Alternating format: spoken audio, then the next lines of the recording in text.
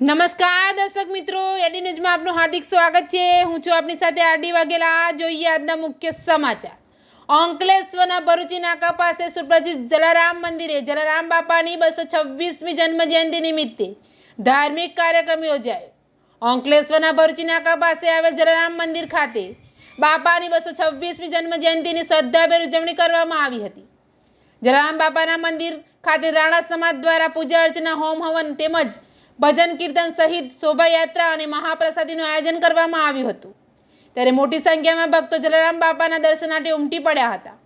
સમગ્ર વિશ્વમાં તેની સેવાના નામના ડંકા વાગે છે તેવા વિશ્વ વંદનીય વીરપુરના સંત જલારામ બાપાની 226મી જન્મ જયંતિની ઠેર ઠેર ઉજવણી કરવામાં આવી હતી।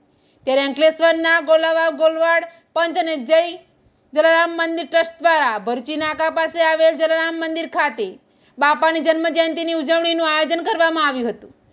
જલારામ મંદિર ખાતે સવારથી જ પૂજા અર્ચના, હોમ હવનનું આયોજન કરવામાં આવ્યું હતું।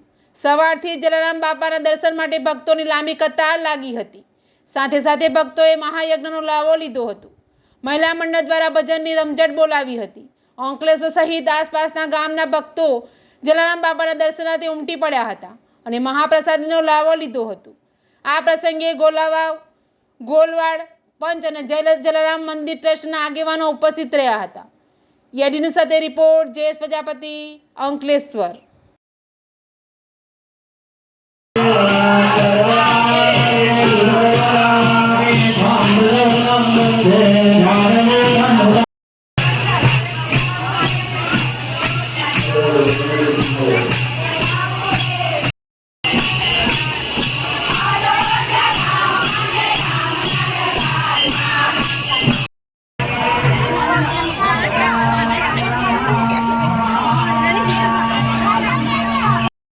જય જલારામ।